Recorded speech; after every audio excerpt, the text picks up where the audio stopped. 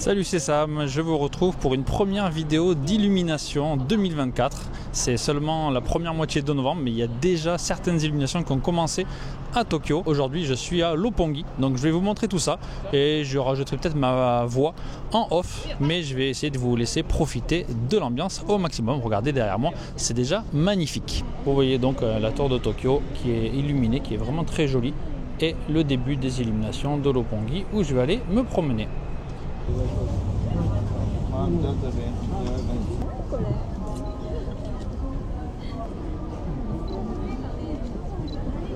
Vous vous en êtes sûrement rendu compte, mais sur les images que je viens de filmer sur le pont, il y avait énormément de monde. J'étais à 5 mètres de la barrière. J'ai attendu 10 minutes, mais j'ai pas réussi à m'approcher. Donc voilà, c'est très instagrammable, mais dans la réalité, c'est vraiment le chaos. Tout le monde veut prendre la photo du meilleur endroit.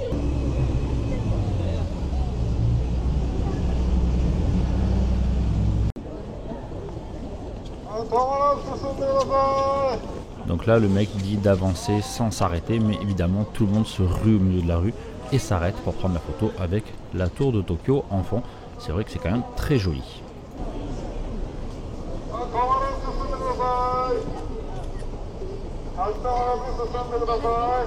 Et donc derrière les jolies photos sur Insta, voici la réalité.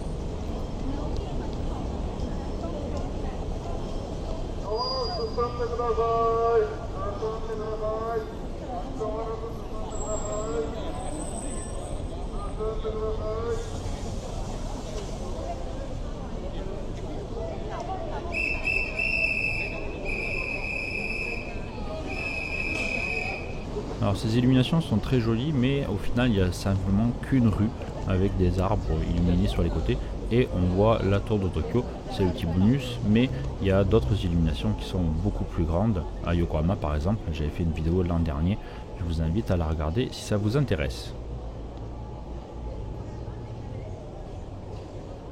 Je vais marcher un petit peu et vous allez voir que sur le côté, sous les arbres ou à droite au bord de la route, il y a énormément de jolies jeunes filles, jeunes la plupart du temps, qui se filment pour les réseaux sociaux. C'est vraiment l'endroit où tout le monde vient à cette période de l'année, notamment les lycéennes, les étudiantes et les instagrammeuses en herbe.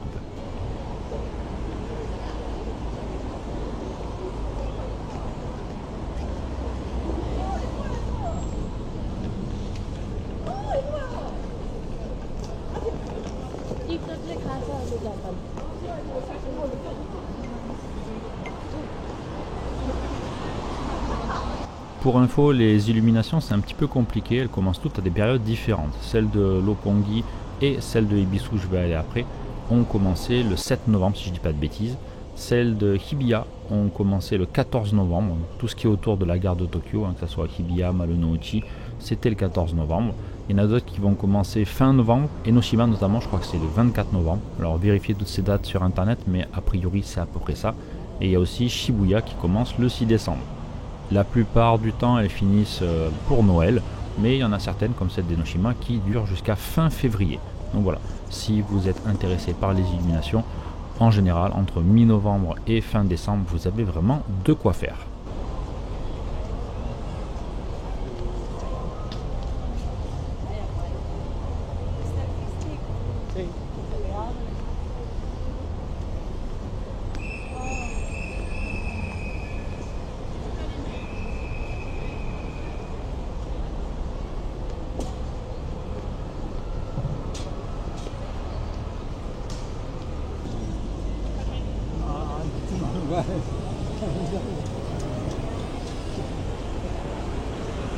Cette rue à Roppongi, donc les magasins de luxe, vous avez vu Gucci tout à l'heure, Louis Vuitton, qui ont des très belles vitrines aussi. Par contre, devant, vous allez voir, il y a énormément de touristes qui sont assis, donc ça casse un peu l'ambiance. C'est un peu la même chose à Ginza. J'y suis allé l'autre fois un dimanche, la rue principale est piétonne, mais il y avait plein de touristes assis par terre sur le trottoir, des enfants allongés, avachis, à même le sol. Ça cassait un peu l'image luxueuse de Ginza.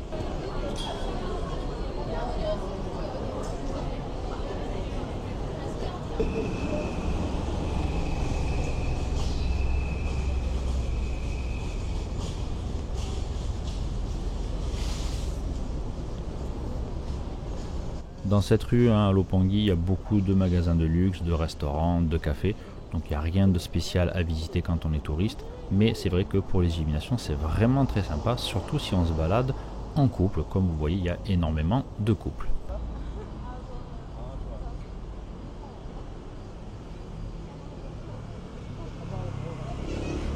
Voilà, on va quitter Roppongi, finalement c'était pas très long, donc même si j'ai traversé 2-3 fois la rue, et on va se retrouver à Ebisu. Là aussi c'est pas immense, mais c'est mignon. Moi ça faisait peut-être 17-18 ans que je n'étais pas allé à Ebisu. Et voilà, Ebisu pareil, hein, c'est pas forcément un lieu touristique, à part des cafés, des restaurants, des magasins, vous commencez à comprendre la routine. Il n'y a pas grand chose à faire en termes de visite quand on est touriste, mais c'est un endroit que les Japonais apprécient pour sortir. Voilà, donc je vous laisse profiter un peu des illuminations.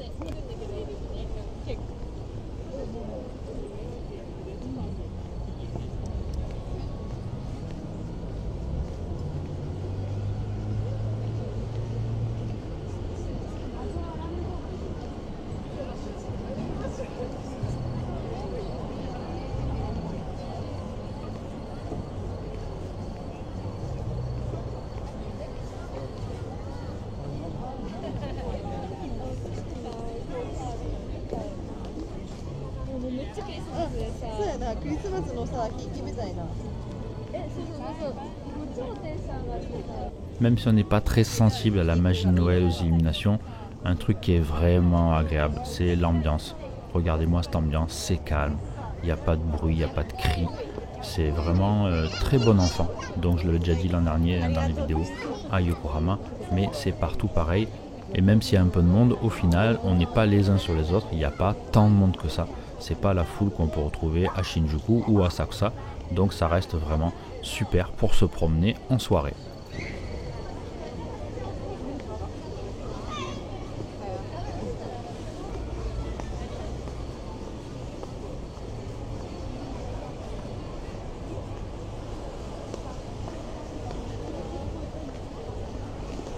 Voilà pour cette première courte vidéo, j'espère que vous avez apprécié les lumières et l'ambiance et aussi les jeunes femmes en mini-jupe. Ah oui, c'était un peu court, mademoiselle. Je vous donne rendez-vous très bientôt pour d'autres vidéos d'illumination à Shibuya, Marunouchi et autres.